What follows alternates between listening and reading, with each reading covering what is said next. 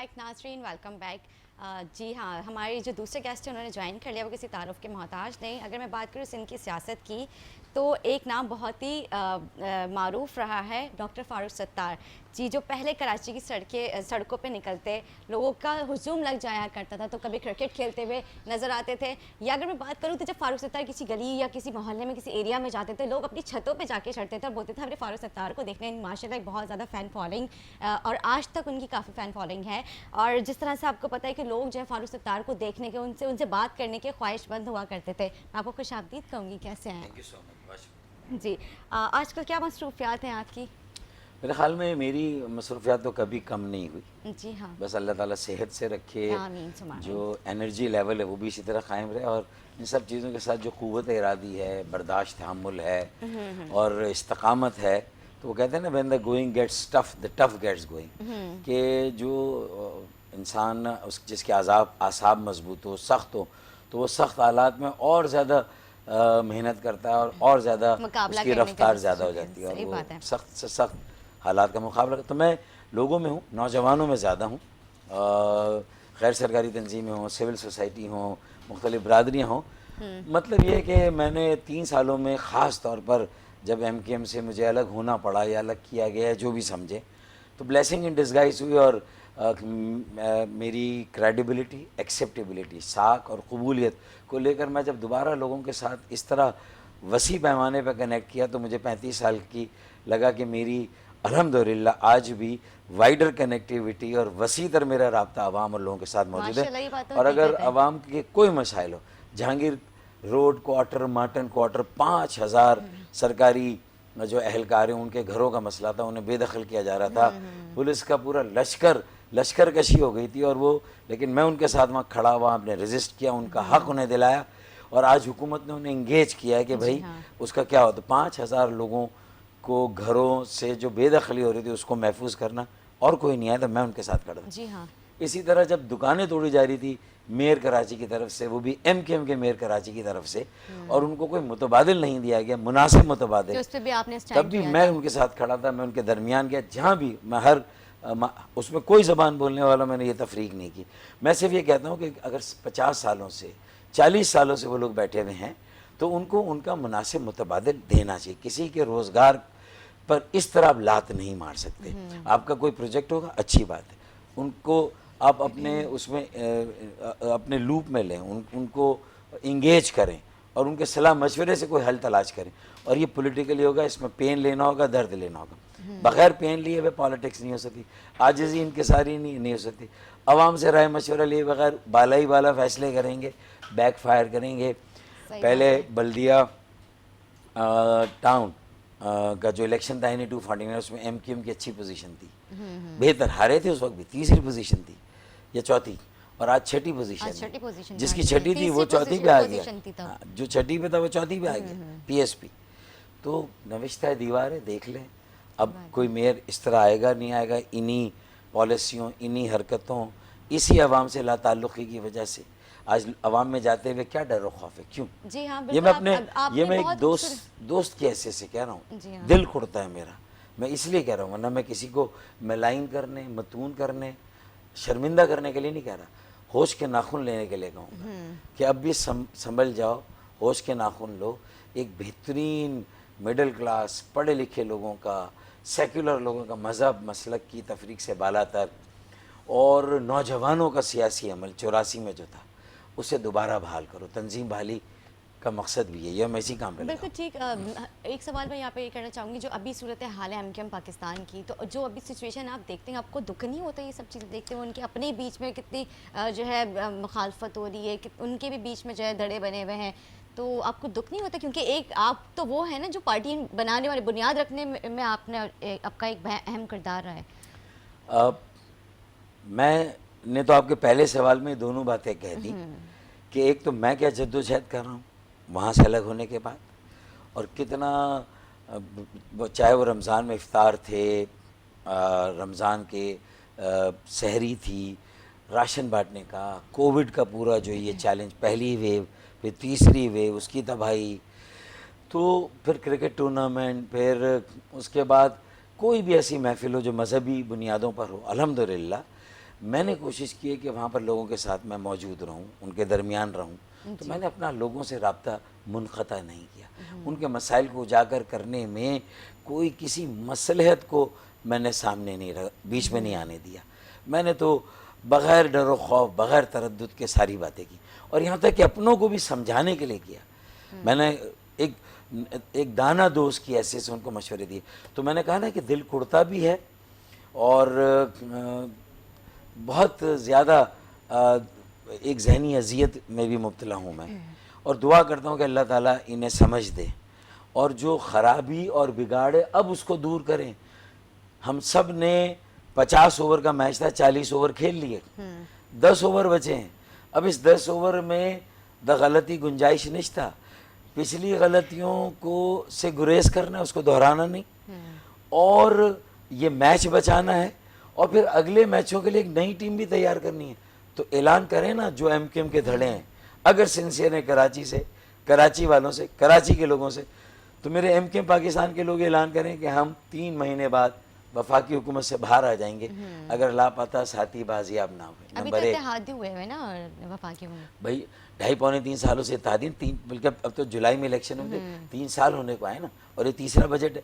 تو اگر مطلب ہے کہ آپ کے لاپتہ ساتھی بازیاب نہیں ہوتے, بے گناہ اسیر آپ کے رہا نہیں ہو رہے ہیں, پھر K4 65 کروڑ گیلن اضافی یومیہ اضافی پانی کے منصوبے پر 1 انچ صوبائی خود مختاری 18ویں ترمیم کا رونا اگر پی ٹی آئی روتی, میرے پاس اس کا علاج ہے. کیسے بائی پاس کرنا پیپلز پارٹی کی صوبائی حکومت کو 18ویں ترمیم کو ٹچ کیے بغیر آئین کی 3 شکوں کا استعمال کر کے بلدیاتی اختیارات دینا, بلدیاتی وسائل دینا شہروں کو, ضلعوں, قصبوں, بلدیاتی اداروں کو, اور اس کے ساتھ ساتھ آرٹیکل 160 کے تحت براہ راست مرکز سے شہروں کو, تحصیلوں کو, قصبوں, ٹاؤن اور دیہات کو وسائل دینا. اور یہ جو 1100 ارب کا اعلان ہوا, تو اگر شوکت ترین صاحب نے 2 روز پہلے 740 ارب کا اعلان کیا, چلیں پہلی بار خدا کر کے یہاں تک تو وہ آئے نا کہ ہر سال صرف اعلان ہوتا تھا 1100 ارب کا, کئی 100 ارب کا, اور بجٹ میں پیسے نہیں رکھے جاتے تھے. اب کم از کم دکھانے کے لیے بجٹ میں پیسے رکھ دیے. جی ہاں بالکل. لیکن یہ کس کے ہاتھوں میں دیں گے, خرچ کون کرے گا, اس کے لیے کیا کوئی کمیشن بنے گا؟ اچھے سمجھدار, سلجھے ہوئے, ایماندار, دیانتدار, سینئر, کراچی کے مسائل کی معلومات رکھنے والے کوئی 25 رکنی کوئی قومی کمیشن قانون سازی کے ذریعے سے. میں نے راولپنڈی اور اسلام آباد 4 نکاتی آج کے بحران کا حل, 4 نکاتی حل بھیجا, جس میں ایک آرٹیکل 149 کلاس 4 کہ ایک کمیشن بنائے کراچی کے لیے, پھر لاہور, پشاور, کوئٹہ کے لیے اور شہروں کے لیے, اور وہاں کے جو وہاں کے رہنے والے ہیں ساری سیاسی جماعتوں کے لوگوں کو, یعنی آل پارٹی, آل سیکٹورل, کل جماعتی, کل شعبہ جاتی, یعنی زندگی کے ہر شعبے کے لوگ لیں, تاجر, صنعت کار, بلڈر, تمام سیاسی جماعتوں کے کلیدی جو بڑے سینئر رہنما اس شہر سے تعلق رکھنے والے, ان سب کو لیں, اور پھر اربن پلانر لیں, 2 جوڈیشری کے لوگ ہیں. 25 رکنی کمیشن بنا دے کراچی اربن ڈیولپمنٹ کمیشن, 1100 ارب اس کے حوالے کرے, 740 ارب اس سال, اور آئندہ 600 ارب, تو 3 سالوں میں 1800 ارب دے دیں کراچی کو. آپ یقین مانیں کراچی پیچھے مڑ کر نہیں دیکھے گا. 65 کروڑ گیلن پانی آ جائے گا 4 سال میں.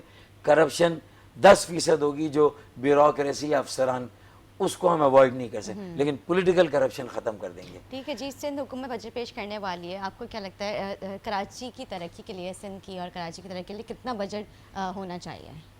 مریض عشق پر رحمت خدا کی, مرض بڑھتا گیا جھوجو دوا کی. پھر وہ ہے نا, میر کیا سادہ ہیں بیمار ہوئے جن کے سبب, اسی اتار کے لونڈے سے دوا لیتے ہیں. تو جو وڈیرے, جاگیردار اور بلا شرکت غیرے ایک مصنوعی آبادی کی اکثریت پر جو ایک جو انہوں نے ایک اکثریت بنائی ہوئی ہے صوبائی اسمبلی میں, اس وقت تو شہری سندھ اور کراچی کا وزیر اعلیٰ ہونا چاہیے اگر صحیح مردم شماری ہوتی. یہ اصل میں پی ایم ایل این اور پیپلز پارٹی میں 2008 میں مکمکا ہو گیا تھا کہ اس مرتبہ جب ہاؤس کا کاؤنٹ ہوا تھا تو ہاؤس کاؤنٹ میں کراچی, حیدرآباد, سکر کے گھروں کی تعداد میرے دہی سندھ کے گھروں کی تعداد سے زیادہ آ گئی تھی, اور پہلی مرتبہ کراچی کی آبادی باقی سندھ کی آبادی سے بہت زیادہ ہوتی ہے. اور 2018 کے الیکشن میں جو سندھ اسمبلی کی سیٹیں ہوتی وہ کراچی کی زیادہ ہوتی, اور ایک کراچی کا وزیر اعلیٰ تھا.